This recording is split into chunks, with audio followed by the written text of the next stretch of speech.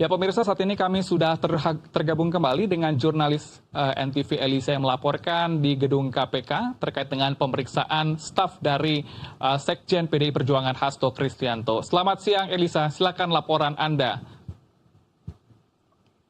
Ya Helmut dan juga pemirsa, selamat siang. Pukul 10 pagi tadi, Kusnadi atau staf dari Sekjen PDI Perjuangan Hasto Kristianto memenuhi panggilan KPK sebagai saksi dalam kasus dugaan suap penetapan calon anggota DPR RI periode 2019 hingga 2024 dengan tersangka Harun Masiku. Adapun tadi awak media sempat bertanya kepada Kusnadi apakah dia pernah menjalin komunikasi dengan tersangka dari kasus ini Harun Masiku yang juga menjadi buronan KPK dan juga advokat Simeon Petrus. Ini Kusnadi hanya menggelengkan kepalanya, mengindikasikan bahwa ia tidak pernah menjalin komunikasi dengan kedua pihak tersebut. Selasa kemarin, juru bicara KPK Tessa Mahardika menerangkan bahwa Kusnadi memang dipanggil untuk diperiksa dalam kapasitasnya sebagai saksi. Namun Tessa tidak menerangkan apa saja pertanyaan yang akan dilayangkan oleh Kusnadi dalam kasus ini, dalam penyidikan hari ini, dan apa saja keterangan yang akan diminta oleh pihak KPK. Tadi kami sempat mewawancarai kuasa hukum dari Kusnadi, Petrus Salestinus, terkait keterangan apa yang akan diberikan oleh Kusnadi sebagai saksi, dan Petrus Salestinus menerangkan bahwa kliennya akan menerangkan, mengklarifikasi maksud kami kejanggalan dari kasus-kasus ini. Apa saja kejanggalan, pemirsa? Berikut pernyataan dari kuasa hukum Kusnadi, Petrus Salestinus.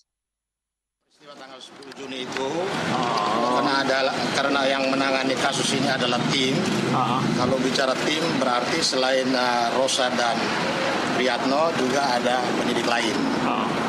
Ya, jadi itu tadi pergantian penyidik. Juga minta klarifikasi tentang beberapa hal yang menurut kami janggal terkait administrasi, penyitaan, penggeledahan, dan penerimaan barang bukti. Ada beberapa hal di situ yang menurut kami ada kekeliruan, termasuk tanggal dan tempat terjadinya serah terima barang sitaan. Di dalam dokumen serah terima barang sitaan itu terjadi di Citra Bogor pada tanggal 23 April 2024. Padahal kejadiannya 10 Juni di gedung KPK. Itu suatu kesalahan atau kekeliruan atau apa maksudnya, itu yang kita minta diklarifikasi. Yang kedua, ada surat tanda laporan. Kalau di polisi itu disebut laporan polisi. Ada laporan dugaan tindak pidana korupsi. Terdapat dua nomor kode yang berbeda. Ya. Nomor dan kode yang berbeda itu, termasuk juga tempat serah terima barang sitaan yang berbeda itu berimplikasi kepada persoalan yuridiksi, ya, pengadilan mana yang berwenang untuk memeriksa perkara itu nanti, dan juga bisa mengenai salah orang, error in persona.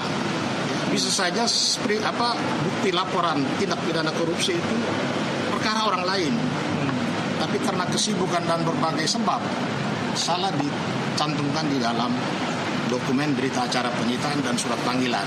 Karena ini sangat penting, jadi sebelum diperiksa ini harus clear dulu. Jangan sampai Kusnadi diperiksa sebagai saksi, tetapi dengan nomor perkara atau tanda laporan polisi untuk perkara orang lain.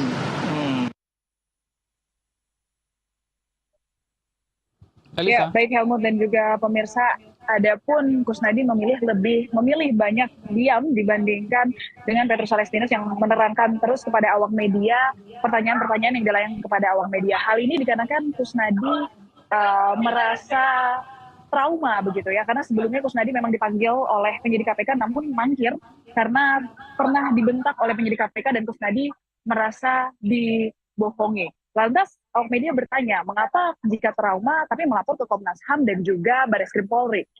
Petrus Salestinus hanya menjelaskan bahwa ini merupakan bentuk perlindungan diri atas sebagai saksi, Kusnadi sebagai saksi dalam kasus ini.